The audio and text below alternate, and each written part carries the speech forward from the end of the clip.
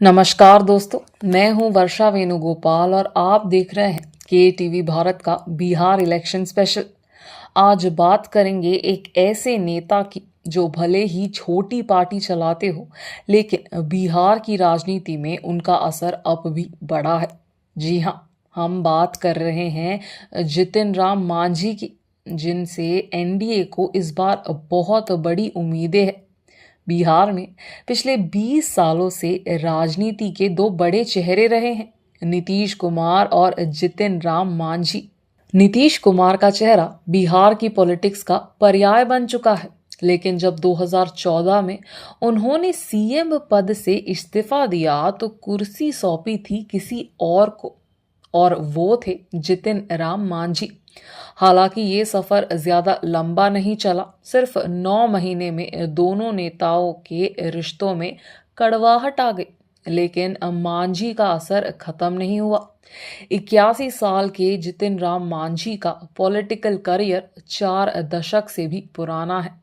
1980 में उन्होंने कांग्रेस से अपनी पॉलिटिक्स शुरू की थी, फिर जेडी, आरजेडी, जेडीयू जैसे कई दलों का हिस्सा रहे। आखिर 2015 में उन्होंने अपनी पार्टी बनाई, हिंदुस्तानी आवाम मोर्चा सेक्युलर यानी HAMS।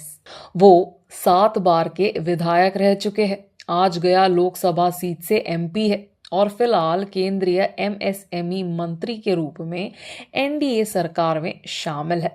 अब बात करते हैं नंबर्स की। HAMS का वोट शेयर भले ही 2% से कम रहा हो, लेकिन बिहार जैसे कास्ट बेस स्टेट में यही 2% वोट सत्ता बदल सकता है। 2015 में एनडीए के साथ मिलकर पार्टी ने 21 में से 1 सीट जीती थी। 2020 में फिर एनडीए के साथ रहकर 7 सीटों पर लड़ी और 4 जीत ली। 2024 लोकसभा इलेक्शन में गया से खुद मांझी ने जीत हासिल की। इस बार उन्हें 6 सीट दी गई है। उनकी मांग से कम जरूर है, लेकिन एनडीए को उनसे बड़ी उम्मीद है।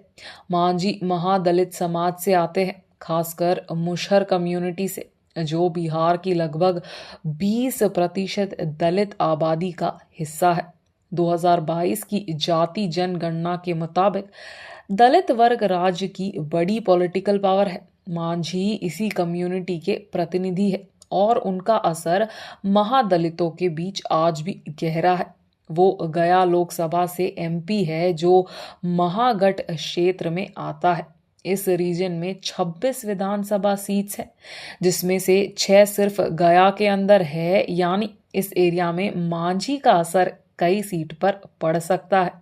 याद कीजिए, 2020 में एनडीए और महागठबंधन के बीच फर्क सिर्फ 12,000 वोट्स का था। ऐसे में मांझी का 2% वोट शेयर एनडीए के लिए किंग मेकर बन सकता है।